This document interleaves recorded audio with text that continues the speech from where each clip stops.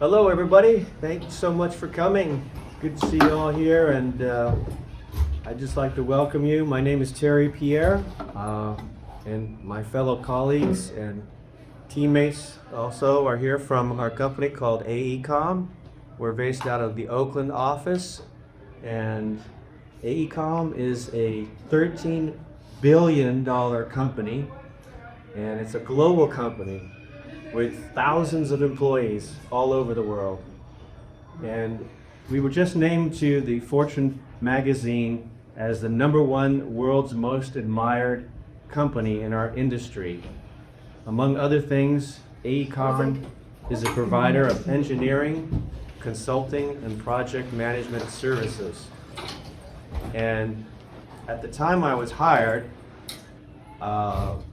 my boss told me at the time that if a client of ours wanted for us to flip burgers, we would do it for a price. So we do just virtually everything, construction and all across the board, design, architectural, engineering, and everything. So one big point I'd like to mention is that if you are considering a career in engineering, I would highly recommend that you consider AECOM when you consider your first job. And so just a little bit about me. I must start out with a disclaimer. I am not an engineer. These folks here are the experts. They are the ones that I work for and try and support. I happen to be a purchasing or a procurement guy by trade. I've been doing that for a long time, and I'll just try to touch on a few things that I've learned in my career. Over the course of my career, I've been blessed to have worked for many large companies, small companies, public companies, private companies, and in several different industries. I would recommend that you try and stay in your job for at least a couple years before you move on to your next job that you think you might like better. Also, I was just talking with an old coworker today, and he brought up a good point that if you go and study for a career in engineering or anything else for that matter, if you find that after you go and you start working on the job for a while, that it's not for you and it's not making you happy, well, don't feel like you're locked into that. You can always try and explore a different career. He currently works for the Boy Scouts, and he was telling me that there's a lady that works with him who studied to be a pharmacist. And so she wanted to be a pharmacy person, and turned out it just wasn't right for her. So she went and got a job with the Boy Scouts. So anything can happen. Back in the Stone Age, I graduated from Cal State East Bay, and I had a bachelor's degree in business administration. I found my first job on the college job board. How you doing, Jay? All good. Good. I found my first job on the college job board, which is a good thing I would recommend when you're looking for your job. I would also recommend taking a college entrance test. And for those of you who may not know what a test is like that, they ask many multiple choice questions about what you like to do and where your interests lie. Your answers are then analyzed by the computer, and then it provides you with a list of all potential jobs that might be a good fit for you. I think, I took that test and I didn't really pay much attention to it. And as I was digging through my mom's attic one day, I dug it out and found it. And I looked on there, and much to my surprise, the occupation that I scored highest on was buyer. So it was really funny because the test was 100% correct, and by sheer luck, I started in a buying position, not realizing it was my calling, and I've been in it ever since. So I just lucked out of that. But being in procurement and purchasing has always been fun for me. Every day is different, and I enjoy the variety. I like doing a lot of different things, and you get to work with a wide variety of folks like are sitting here next to me, and you can learn a lot of interesting things from experts like these folks. Engineering is a fascinating opportunity and career that I've been around, and I really enjoyed it. I can remember my first job as a junior buyer one day. A guy in coveralls and a hard hat walked up to my office, and he stood in my doorway, and he said to me, we need to get this right away. And he was holding this big rubber thing. And I said, well, what's that? And he said, this is a sewer caller. It was all stinky and dirty and grubby, and it was horrible. But it's just, that's the way it goes, and you never know what's going to happen in any given day. So my advice there is to follow your passion, and wherever your interests lie, go for it and stick with it. You'll not regret it, because most people in the working world today are not happy with the jobs that they have. So whatever you're most interested in, follow that. In purchasing, you would initially start out probably in a more tactical role where you're an order processor. So every day you're buying things, and there's a certain amount of repetition to it, but there's also variety in it. And as you move through your career, you can get into more strategic positions in procurement where you work on higher dollar purchases, which gets a little bit more exciting as you move up through the ranks. Either way, probably the most important thing for someone in my career field is in generating purchasing savings. The companies really want you to try and save them as much money as you can, and so that's where the real opportunity lies. In my first big opportunity to save my company money, I worked for PG&E, and at that time I was given the responsibility to work on the Information and Technology and Communications Strategic Sourcing Initiative, and in that I worked with a consulting firm and helped save the company PG&E over $10 million. So that was definitely one of the most rewarding career highlights for me, saving on IT hardware and telecommunication services. So another thing I like about being in procurement is the way I feel like, well, if I can't spend my money, then I'll spend the company's money. So that's a lot of fun. I enjoy that. And also, I like to save money, and so it kind of, both of those things really fit into my interests really well. And if I do a good job saving AECOM money, then I can get rewarded for how much I save them. So it all kind of worked out really well for me. I'll stop talking at this point. If anybody has any questions, I'll be happy to field them.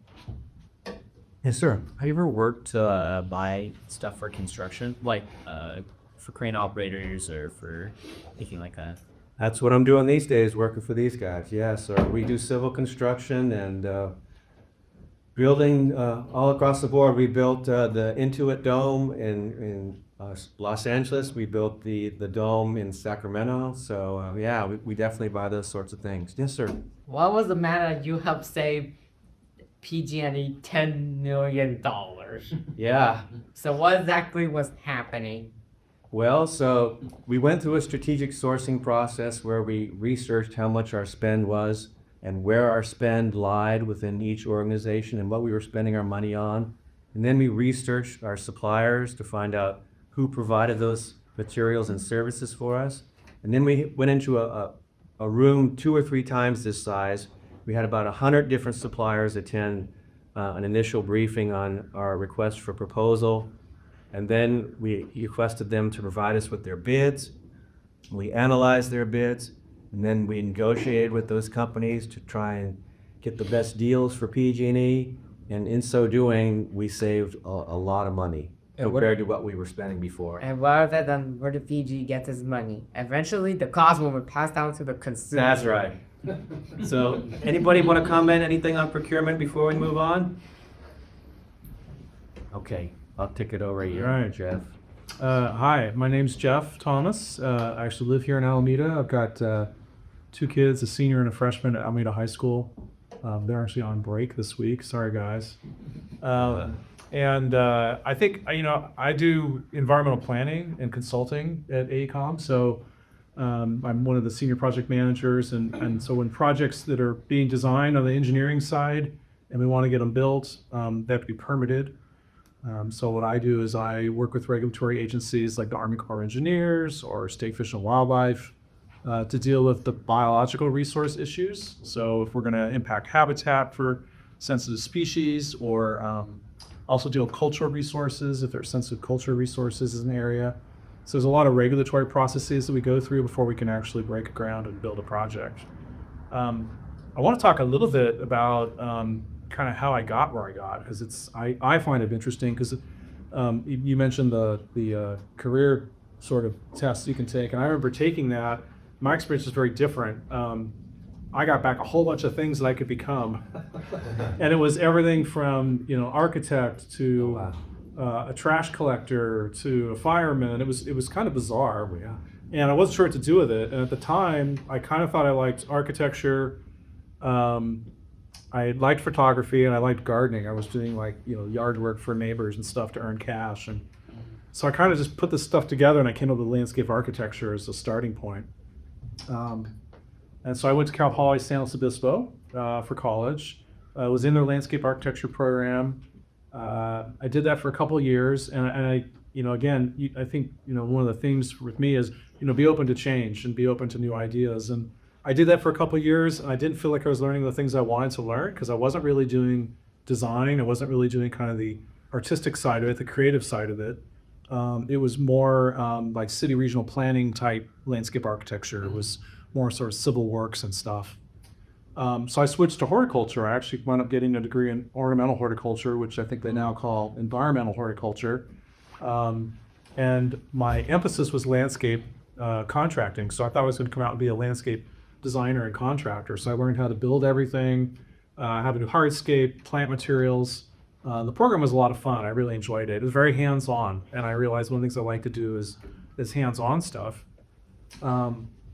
And one of the last classes I took was on native plants. It was an alum who had a nursery nearby and was doing habitat restoration, and he taught a class as a sort of just an elective class for students that were graduating.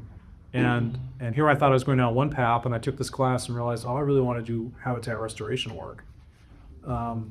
So after I graduated, I wound up going to it was a Society of Ecological Restoration workshop, and it was on desert restoration. I thought, I'll just go check this out. So it was a weekend-long thing with a workshop, and you could come early. They're looking for volunteers to do work out in the field. So I came early, met up with this group from San Diego State, just basically planting native plants in the desert, helping them restore scars from off-road vehicles and stuff like that.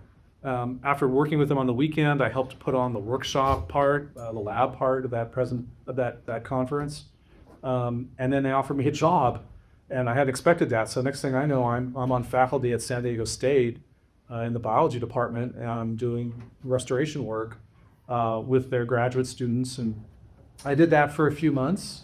It was grant funded, so it didn't last forever. And my boss at the time said, "Hey, you should give your resume to this guy that I know from this firm." The firm is called Dudek and Associates. It was an engineering firm, and he was a landscape architect. And I wound up getting an interview with him and worked there for several years. And while I was working there, I was doing like construction field monitoring. So I was making sure that projects that are being built, pipelines, mostly just water and sewer pipelines that would be in these like wetland areas or adjacent to sensitive habitats, and had all those permit conditions they have to comply with. And so I was making sure they were complying with all their conditions. I was in the field all the time, got to know operators in the field. I did have one opportunity I did turn down. I was at one of my first assignments was out at a desert pipeline. These guys are putting in like a 30-inch water line, and I was supposed to inspect the trenches to make sure there's no wildlife getting in the trenches every morning before they started work. And I guess their welder was sick, and so they offered me that they were going to teach me how to weld. And they were looking for somebody to basically crawl through the pipes and do all these weld joints and check things. And I was like, yeah, I really don't think I can do that. I'm not really trained for that. But I did that for a while, and one of my big clients there was City of San Diego, and I just had a good relationship in the work I did, and someone there said, "Hey, we're hiring, you should check us out." So the next thing you know, I'm working for the City of San Diego, doing environmental planning, reviewing projects like the things I've worked on, reviewing all kinds of projects, housing developments, remodels, commercial developments, getting out in the field. Really enjoyed it. It was a great experience. I got to see kind of how city government works, which is fun. And then my wife graduated from her program, her graduate school program, and we wound up moving up here to the Bay Area. So anyway, so I moved up to the Bay Area and I got another consulting job. And I've since worked at a couple different consulting places and then wound up at AECOM. All along doing the same kind of work. I went from being in the fields to being in the computer, managing projects, work on a lot of very interesting projects, a lot of in the water arena. I was working in water resources. And then the last 5 or 6 years, I've gotten into energy transmission, which is a big and growing field. You guys probably are hearing about, how do we get power where we need power? So yeah, that's kind of my short story. And I'd say just be open to, kind of what presents itself and don't be afraid to change. My son is living at colleges now himself. I just tell them, he wants to be a mechanical engineer, he thinks. And, it's hard to know. You don't get a lot of experiences in high school to say this is exactly what I want to do for the rest of my life. So you just got to go try something, see if you like it, be open to changing or adapting to new things, and you never know where you wind up. Good advice. Thank you, sir. There. And you make pipelines, or you have in the past, right? Like for near habitats, like pipelines for. I've worked on yeah. How do you keep it safe, like for the habitat areas? Is there like some kind of copper layer inside them to prevent some kind of? So the pipelining itself isn't the problem, right? Because at the end of the day, that's going to be buried usually, right? So it's below the soil surface. But let's say you've got to go through an area of habitat, so you have to clear a corridor. You need enough room to build the pipe. So you got to be able to stockpile soil. You've got to be able to bring equipment in. You got to compact it once it's installed. And what you're left with is some sort of a scar, that corridor or that pipeline lint. And so, if possible, we'll restore the area above the pipeline when we're done, and put in habitat. But a lot of times there's need for access. So there's usually like a new access road that follows the pipeline. And so we can mitigate those impacts elsewhere. So we might find another site that regulatory agencies agree, yeah, you're going to go someplace else where there's another scar you can fix. Or maybe you're paying into a mitigation bank, because there are banks out there that they focus on providing species habitat in advance of projects coming. And then you just pay your credit into that program and somebody's already done all the work for you. I imagine you did both like fields and like hands-on work and also like some computer work too. And I was just wondering like what kind of things are more like field work versus like the computer? Yeah, so field work would be going out and looking at sites. So most projects we do at least a site tour, so we understand the project or what they're proposing. It's just on a site actually at the Chevron refinery where we're looking at putting in solar panels. So I wanted to see what the site looked like.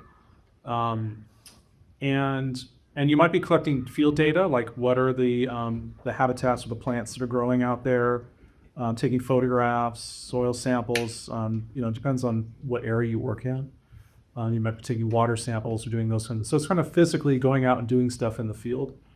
And then on the computer side, we're writing reports. So even if you're in the field, you're going to have probably monitoring reports you fill out or documents to show the work that you've done. So we write a lot of documents.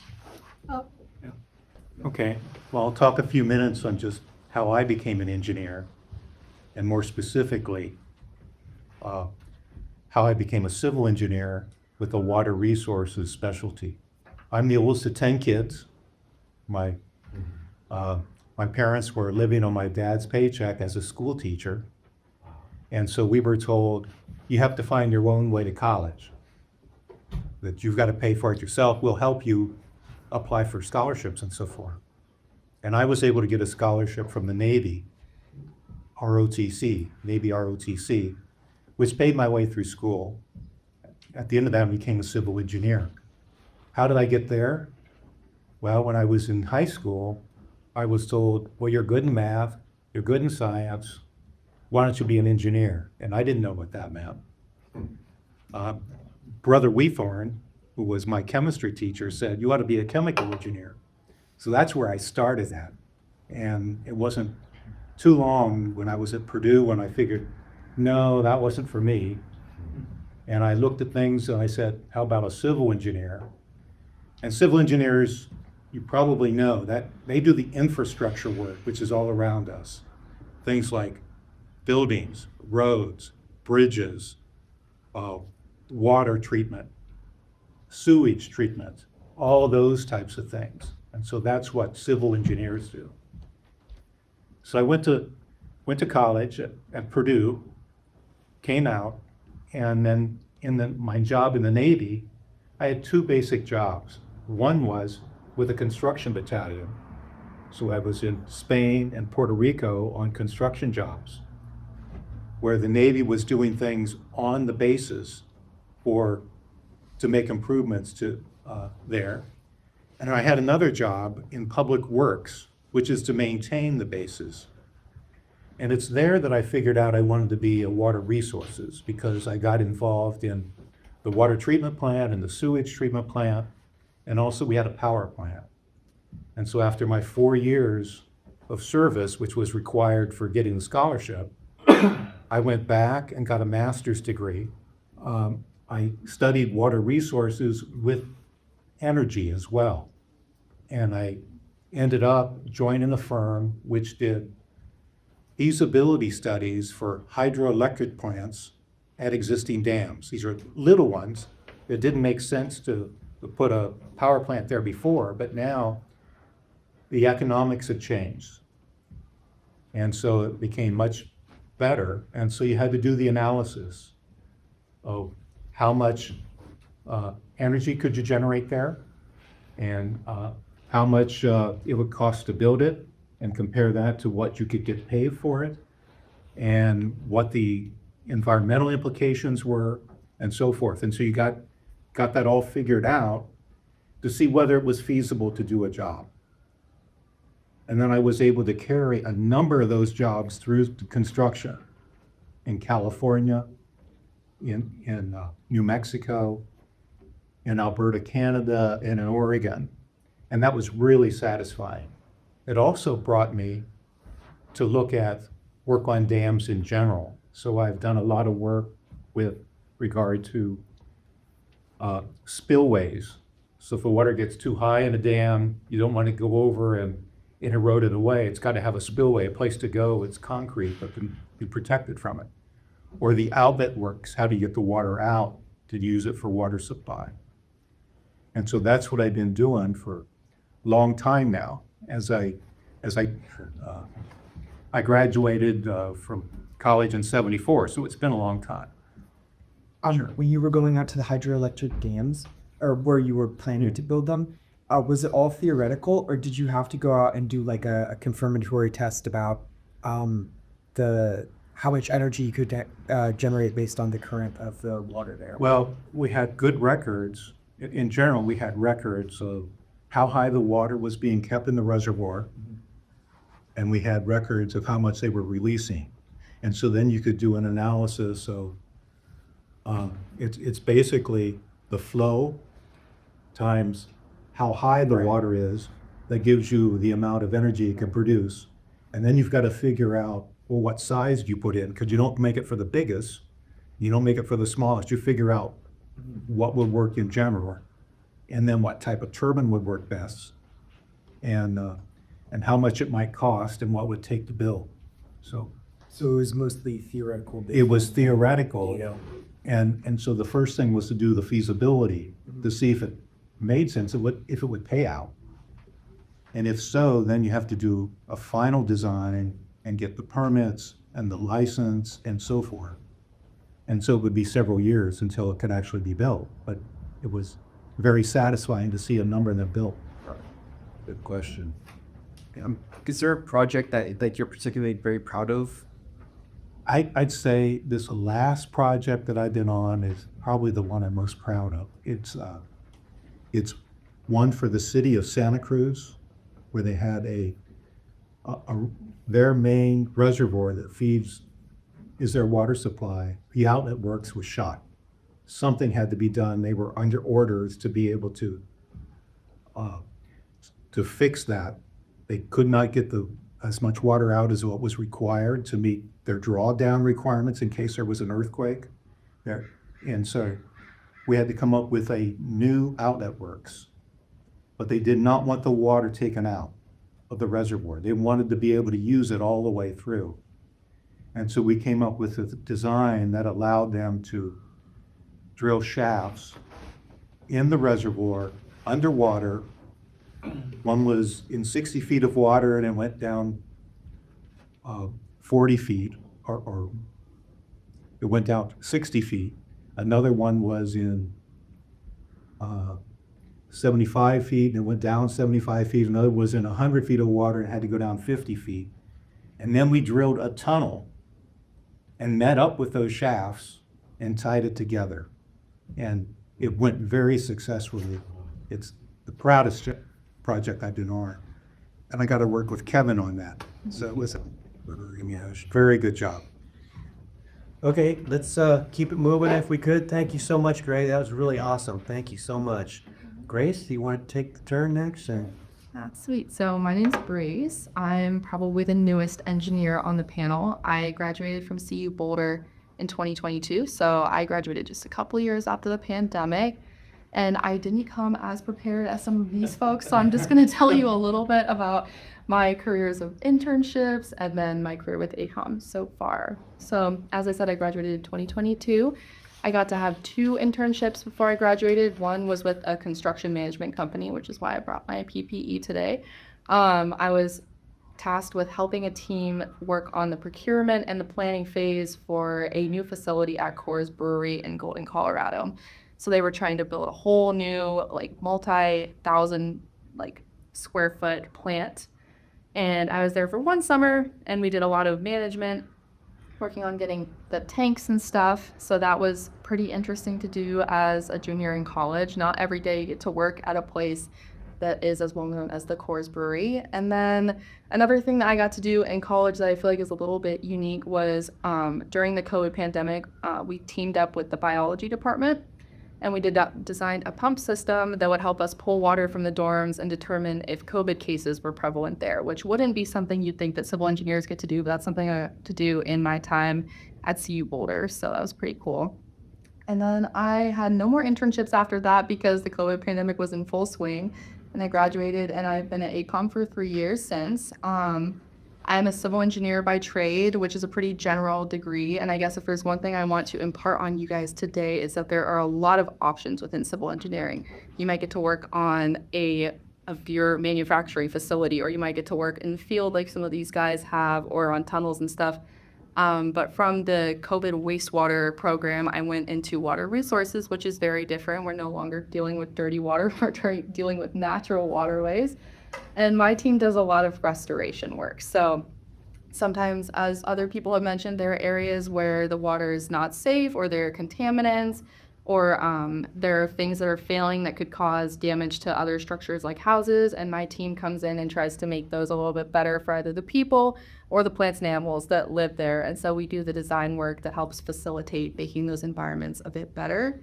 I also get to work on some flood risk management stuff. So in California, things flood when it rains. The drainage isn't always the best here. And so we get to work on measures that make sure the flood waters that sometimes come stay away from houses by building models or levees and dams and stuff in our urban environments. And my task on those jobs is using data that we have that's publicly available or given to us to basically determine how much flooding will occur given a rain event. So if a big storm comes through, will we get 1 inch of water, or will we get like a foot of water ponding? So that's a little bit more of the work that I get to do. And then the last thing that I get to do pretty frequently is fish passage, which isn't usually in California, although we do a lot of it here as well. We're working in the state of Washington. So for those who aren't familiar with salmonoid traveling and migrating patterns, the fish need to go from the ocean and swim back upstream to lay their little eggs and in safer, smaller creeks, and then go back to the ocean.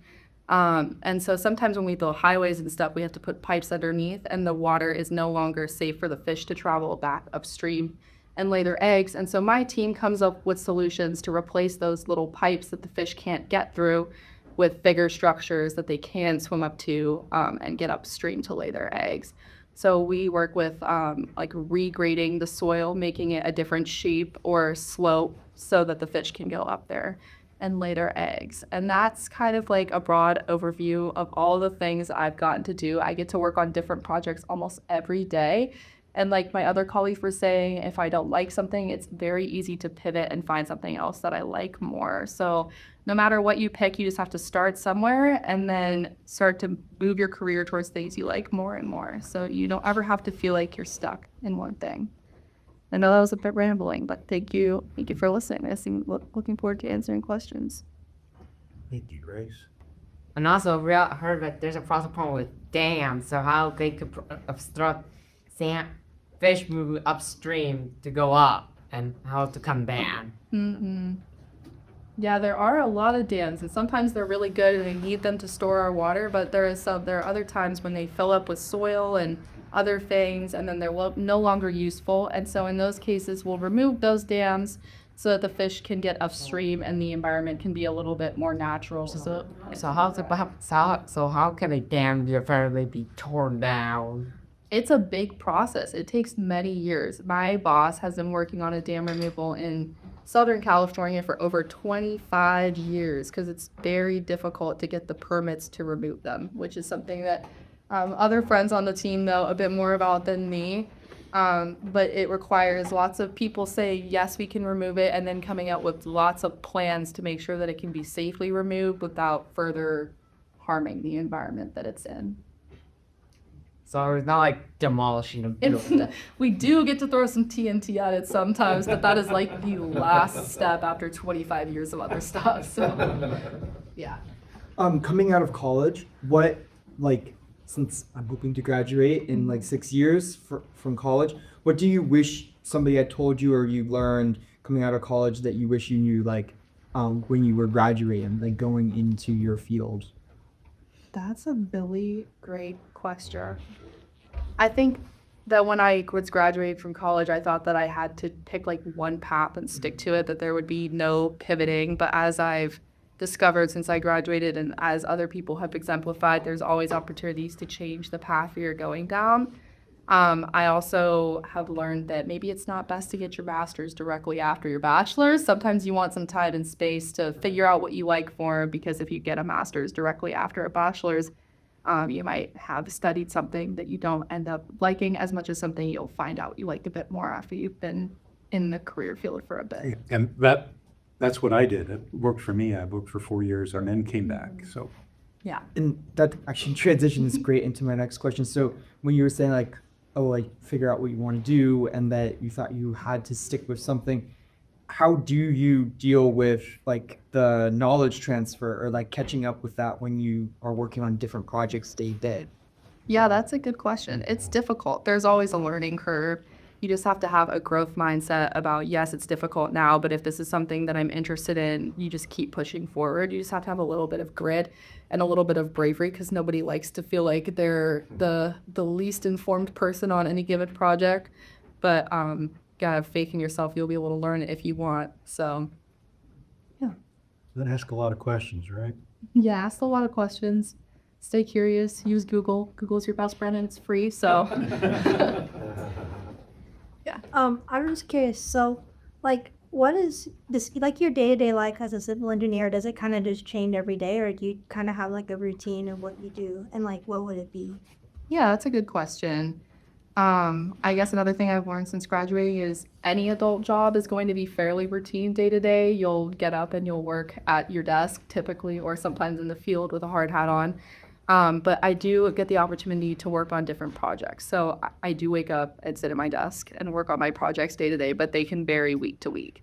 So sometimes I'll be working on a fish passage project, and then other times I'll be working on a hydraulic modeling project. Sometimes I'll be working on something like permitting. So while I'm doing the same thing technically in the physical space every day, I get to work on lots of different things that are challenging in other ways. So does that answer your question? So is it is it mainly kind of behind a computer with working on the projects, or how often do you go out in the field? Yeah, that's a good question. And that is a question I always ask every interviewer. What is the percentage of computer work to field work? I think for me personally, I do mostly computer work. So I do probably 95 behind the computer, 95%. But other people, you will be in the field 60%. We have biologists, which aren't represented here, that are in the field 95% of the time. And they're out there capturing frogs and watching the birds and making sure contractors aren't touching rats and stuff. So they're out all the time. But it just depends on which kind of niche you get into. I have other colleagues who do more construction oversight and are also outside a bit more. Thank you, Grace. Yeah. Let's kick it off with Kevin and wrap us up. Oh, What's up, sure. Kevin? So my name is Kevin. So I guess I got into civil engineering because when I was in high school, I didn't know what I wanted to do. I knew I liked to be outdoors and I like math, and I like to build stuff. And then finally, I also took an aptitude test and it said, do civil engineering. I'm like, sure, why not? So then I went to school at UC Berkeley. I did my undergrad, and like they said, you shouldn't do. I did my master's right after my bachelor's. Personal preference. But I agree, you should probably take a couple years before you do your master's.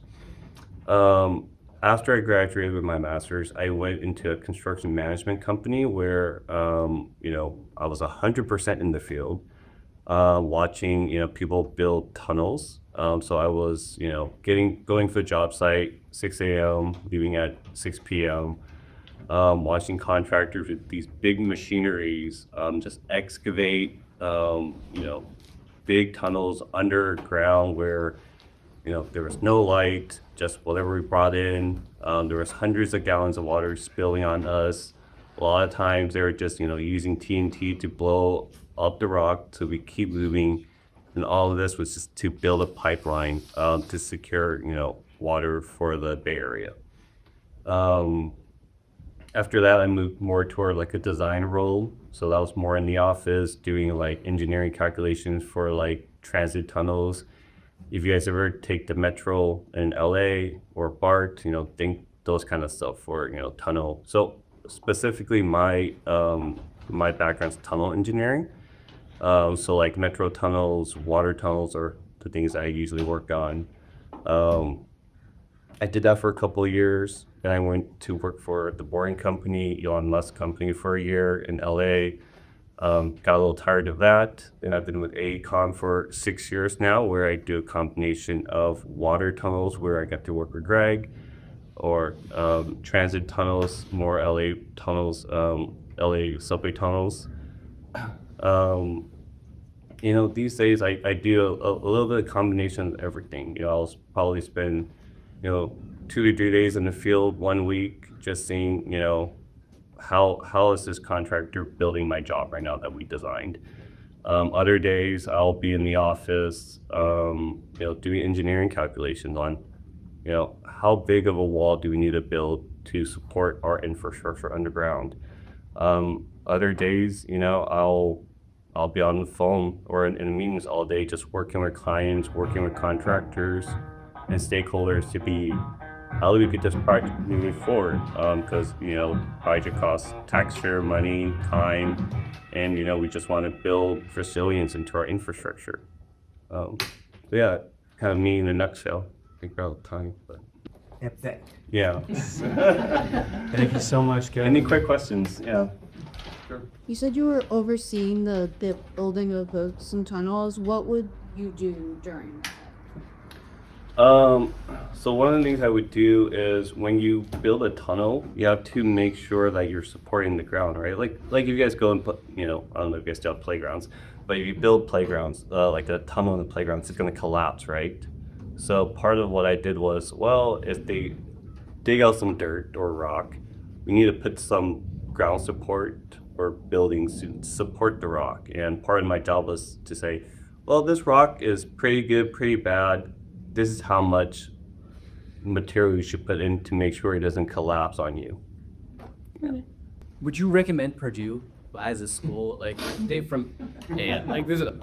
one of my top contenders, but it's so far away. Well, I grew up in Ohio, so it was close for me. And I used to hitchhike to go there. So, but it's an excellent school. I remember it was a lot of work, and I got my graduate degree at Stanford, and I remember that being more fun, but it was also a lot of work.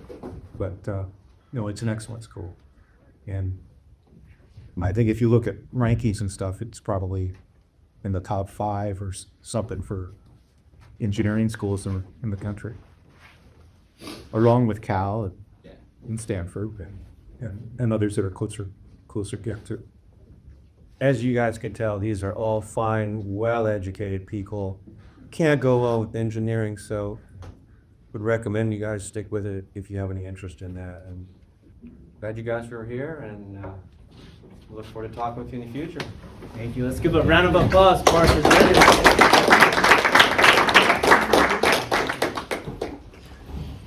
I got 2 minutes.